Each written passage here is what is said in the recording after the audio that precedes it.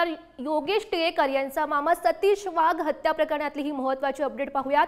पूर्वीचा भाडेकरूच कुणाचा मुख्य सूत्रधार असल्याची माहिती सध्या समोर येते आहे। जुन्या वादातून सतीश वाघ यांचं अपहरण झालं आणि हत्या केल्याची आरोपीनं सध्या कबुली दिली आहे। आरोपी गेल्या 4 ते 5 महिन्यांपासून या संदर्भातला प्लॅनिंग करत होता आणि आरोपी भाडेकरू अक्षय जवळकर याला पोलिसांनी आता अटकही केली आहे। पुढचा तपास सध्या पोलीस करतायत। या घटनेमध्ये एकूण 4 आरोपीला अटक करण्यात आलेली आहे। गाडीमध्ये जे मर्डरचे घटनाला अंजाम दिले तसे 4 आरोपीपैकी 3 आरोपी सध्या पोलिसांच्या ताब्यात आहे। यामध्ये तपासामध्ये एका व्यक्ती शेजारी राहणारे व्यक्ती यांचे वैयक्तिक वादाचे कारणांनी त्यांनी सुपारी दिल्याची बाबी समोर आलेली आहे। त्यांना पण अटक करण्यात आलेली आहे। यामध्ये जे सुपारी ज्या व्यक्तींनी 5 लाखाची दिली होती त्यांच्याबद्दल पण तपास सुरू आहे।